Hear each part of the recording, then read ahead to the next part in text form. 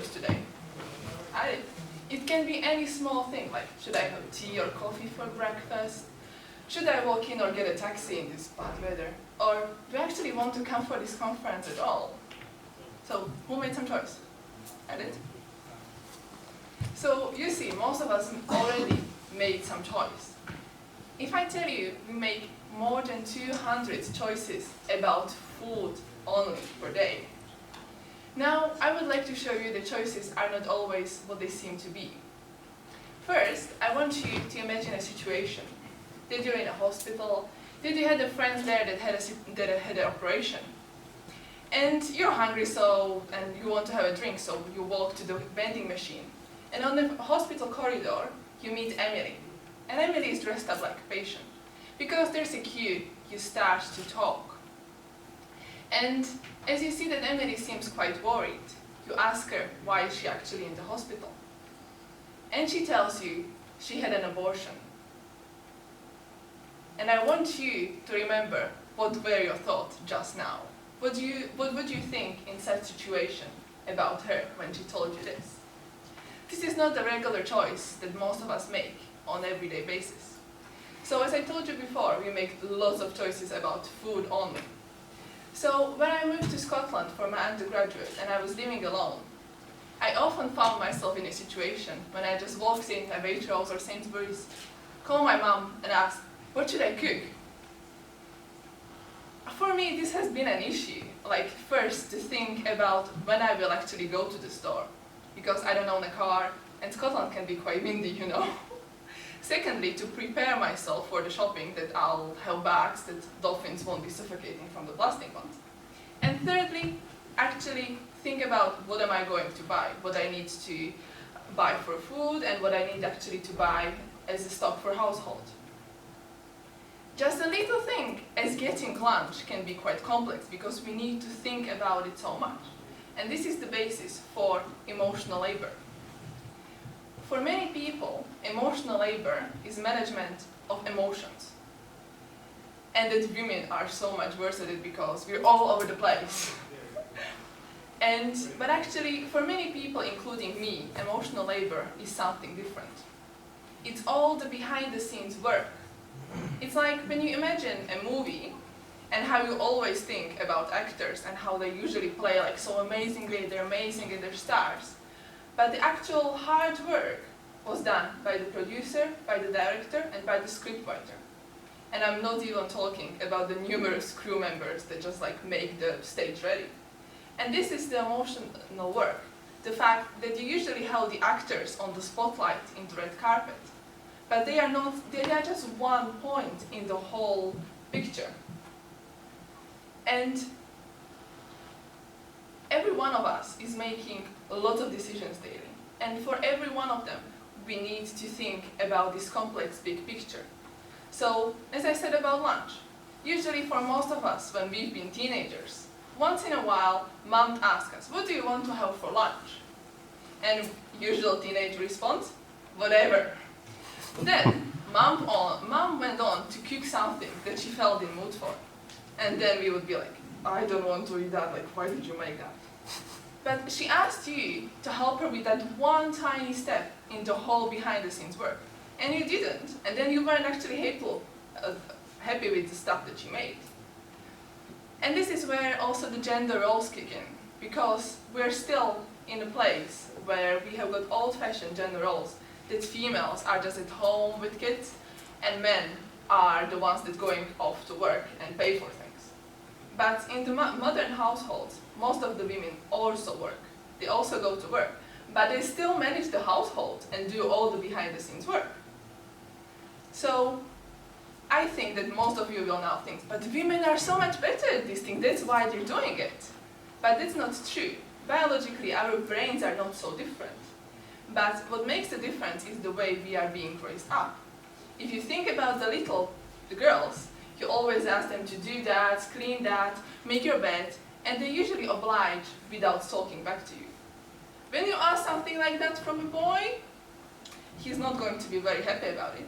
And once in a while, when he actually does something, he's going to be, I did that, like, say me how amazing I am because I did that.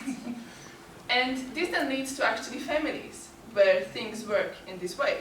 That moms are doing most of the work, thinking about everything, and then the fathers do one thing once in a while, and they ask whole family to celebrate because they actually did what they've been asked to. And this is the basis of the emotional work, that for most of the women, we do a lot of stuff. And when you actually try to explain this concept to a man, the first reaction in 99% will be, but just tell me and I'll do it. But the process of telling is also part of the emotional work. It's not that hard to get that empty milk bottle from the fridge, or get the rubbish out when it's obviously full, or not walk about that wine stain that you know that you made 2 days ago.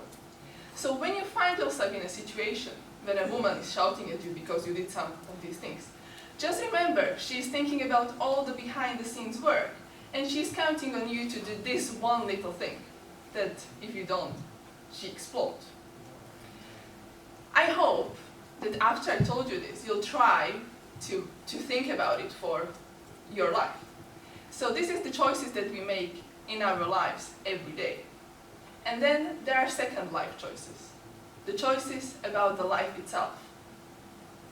So now I'm going to talk about how we bring life to new life to this world. No storks involved, I'm sorry. So in recent years, I believe most of you seen the fight between pro-choice and pro-life. These are the two big movements, they are just fighting all over the place. And depending on your own personal beliefs and experiences, you might put them into either subjective or objective. So I want to explain them to you, how I view them as subjective and objective. So let's start with the pro-life. As the name suggests, these people are pro-life. They believe that every embryo that is just few days after conception, so tiny as poppy seed, is a human and falls onto the right to live, because humans have right to live. Thus, in their eyes, when you go for an abortion, you are a murderer. The thing is that most of the people that are actually pro-life, they are religious. And the religion actually prohibits them to do abortion because the God is creator, he gave us life and the universe, and the actual pregnancy is his gift to us, and we cannot say no. So when we think about it on a scale, it is objective because it thinks about the mother and the baby equally, but it is also very subjective because it comes from a religious point. And if we think about it overall, it only allows one end of the decision, only one end point. So now, let's talk about pro-choice.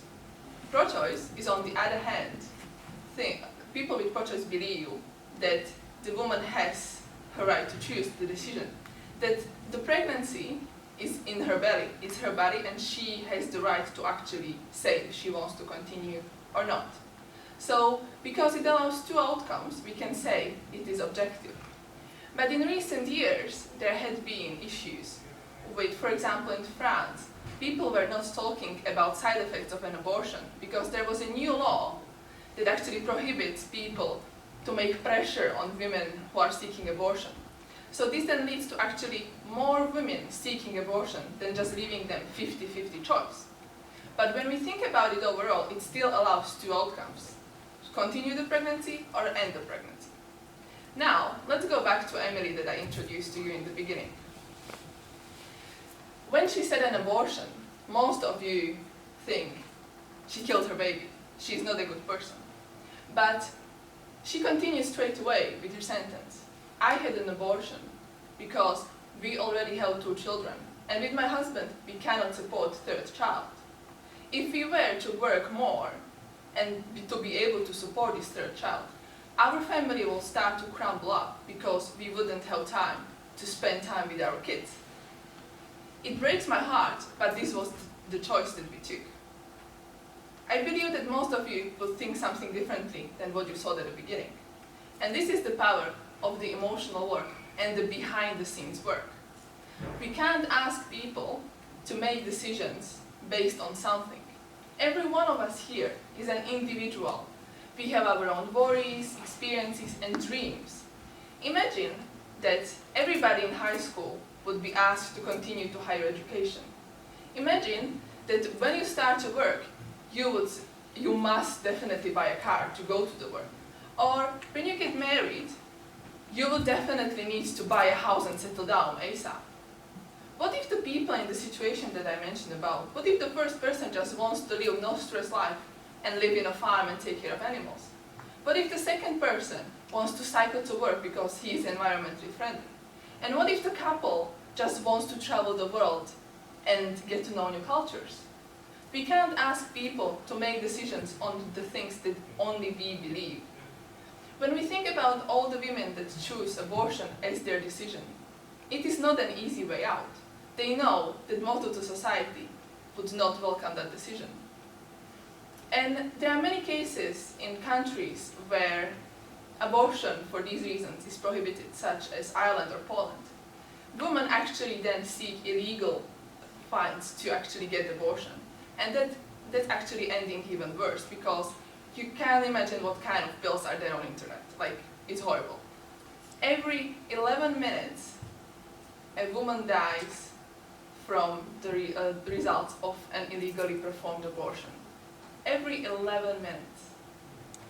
That's a vast amount of women that are just saying that one died just during my talk.